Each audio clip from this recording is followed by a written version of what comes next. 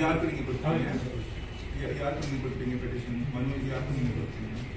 எனக்கு கொடுத்தீங்க.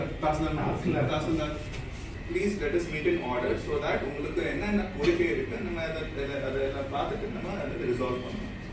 Please wait for your turn. உங்க டர்னுக்காக நீங்க வெயிட் பண்ணணும். எல்லாம் okay. Now please do not disturb while one person is speaking.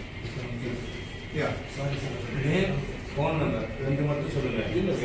சப்போர்ட்டா எம்எல்ஏ கொடுத்தாரு. அந்த வண்டி இறக்க முடியல கீழே. ஏன்னா ரோடு இல்லாதனால ஜீப் ட்ராக் இல்லை. அதனால ஜீப் ட்ராக் எல்லாத்தையும் போடணும்னு சொல்லி கேட்டிருக்கேன் சார். அப்போ அந்த ஜீப் ட்ராக் நம்ம எடுக்கிறப்போ அது என்க்ரோச்மெண்ட்டாக இருக்கு. Choke points, one of the main hotspots, accident hotspot நம்ம என்ன பார்த்தோம்னா அது தேவசில ஏரியால இருக்கு. அது ஹாட்ஸ்பாட் நிறைய ஆக்சிடென்ட்ஸ் ஆயிட்டு இருக்கு. ஏன் ஆயிட்டு இருக்கு? பிகாஸ் என்க்ரோச்மெண்ட்ஸ் வந்து இப்போதான் வந்துட்டு சரி பல்ச ஃபைல் இருக்கட்டும். ஆனா நீங்க எனக்கு இங்க வந்துட்டு அவ்வளவுதான் அவ்வளவுதான் ஒரு நிமிஷம் இல்ல ஒரு நிமிஷம் இவர் பேசிட்டு நம்ம எல்லாரும் ஒரு டர்ன் நம்ம பார்த்து நம்ம நீங்க பேசுங்க.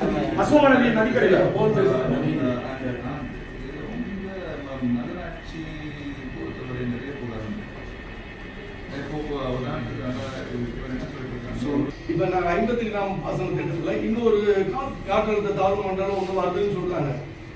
இப்போ 50 கிராம் பாசன திட்டத்தில் இந்த ஆண்டு தண்ணீர் வருமா வராதா? நான் கேள்வி மூலம் கேட்கிறேன், அவர் பதில் சொல்றேன் சார்.